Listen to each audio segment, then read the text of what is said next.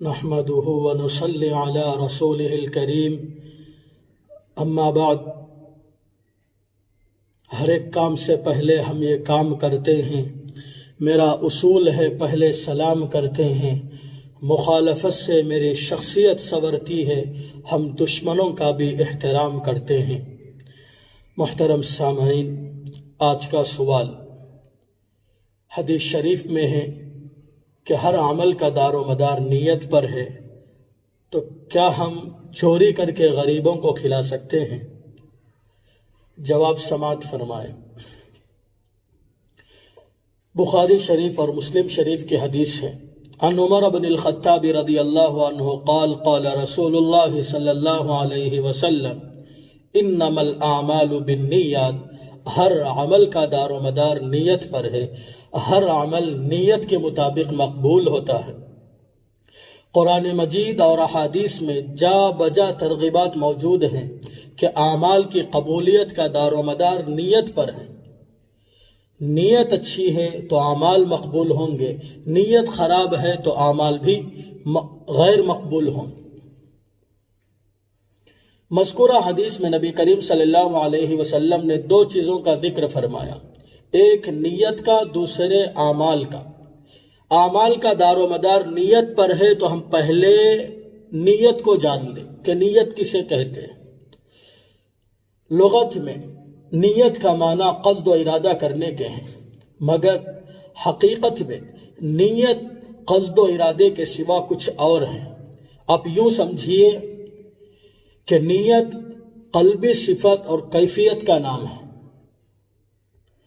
جو علم اور عمل کے درمیان میں ہے۔ آپ مثال سے سمجھیے کہ کسی کو کسی کام کا علم ہوا کہ فلاں کام کرنے میں نفع ہے یا نقصان ہے، جیسے تجارت کا کسی کو علم ہوا کہ تجارت کرنے سے فائدہ ہوتا ہے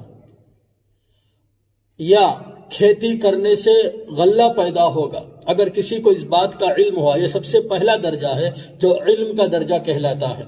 دوسرا عمل کا درجہ ہے کہ انسان عمل ترویج کر دے، عمل کرنا شروع کر دے، جیسے تجارت کا مال خرید کر دکان میں لگا کر بیٹھ جائے یا کھیتی کرنے کے لیے ہل وغیرہ چلانا شروع کر دے، یہ عمل کا درجہ ہے۔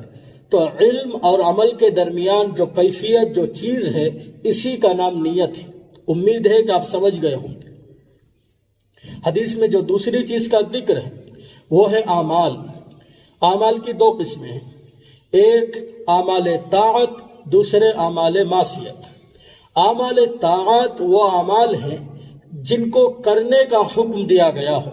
اللہ اور اللہ کے رسول صلی اللہ علیہ وسلم نے جن کاموں کو کرنے کا حکم دیا ان کاموں کو اعمال طاعت کہتے ہیں۔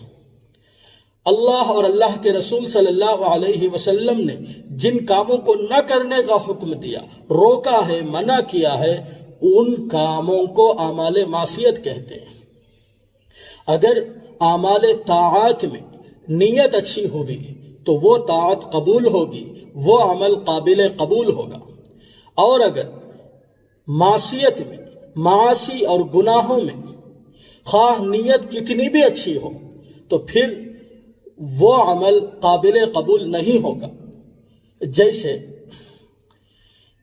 جیسا کہ سوال میں بھی ہے کہ کسی نے اس نیت سے چوری کی کہ میں غریبوں کو کھلاؤں گا، یا کوئی اس نیت سے رشوت لے کہ میں مسجد بنواؤں گا، تو یہ چوری، یہ رشوت، یہ گناہ ہے، گناہ ہی رہیں گے۔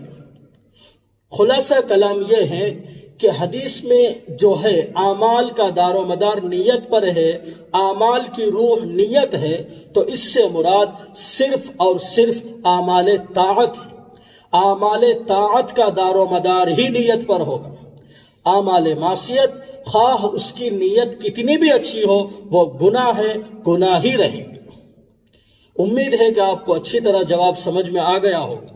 السلام علیکم ورحمۃ اللہ وبرکاتہ۔